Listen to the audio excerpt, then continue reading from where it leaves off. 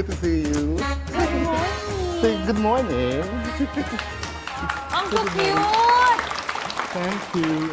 Ano pangalan ng dalawang kambal mo doon? Okay, si Harry yun nandoon. Ito naman si Harvey. Oh. Oo, Harry and Harvey. Ito naman. Ito si Prince Sean. Ito is Princess Sign. Oh. And Daddy.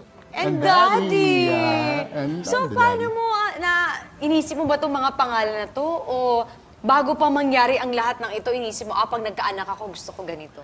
Actually, wala akong idea na kakaroon ako ng kambal. To be honest, akala ko lang talaga isa lang. I'm so blessed na itong unang set of twins, kambal sila. And sabi ko, they are really gift from God. So, naganap ako ng mga biblical names ng pangalan mga gifts of God.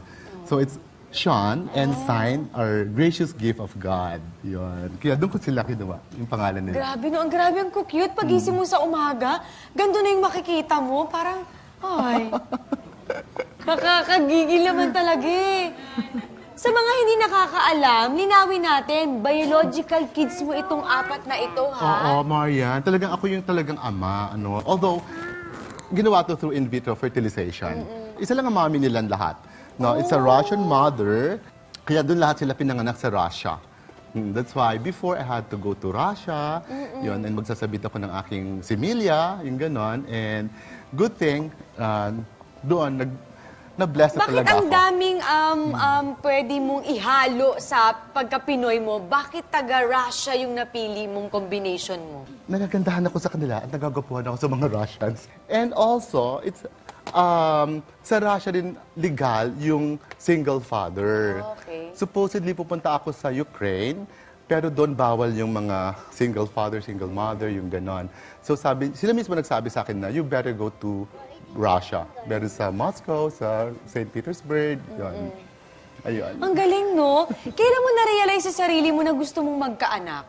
Oh, nako, siguro. O Baby pangarap ka mo pa lang. talagang, pangarap mo noon pa na, ay, sana dumating ang pagkakataon na magkaanak talaga ako. Dream mo Oh, talaga yeah. ito. Like 20 years ago, gusto ko na talaga magkaanak. We're 7 siblings, marami kami magkakapatid, no? Sila may mga anak.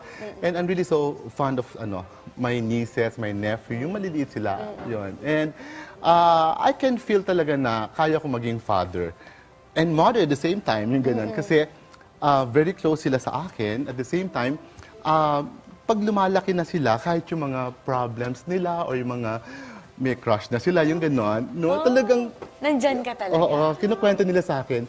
Yung iba nga, hindi nila kinukwento sa mommy nila, pero sa akin, Pagdating sa'yo, lahat nakukwento all nila. out. Yeah, gano'n. Kaya, sabi ko, sana ako din magkaroon din ng sarili kong anak. Alam ko naman, kaya ko talaga. Paano yun? Siyempre na-curious ako. Sabi mo sa Russia, ang daming maganda. Ano yung napili mo dito sa mami nila at yun ang nagustuhan mo na, siyempre na maging nanay nila?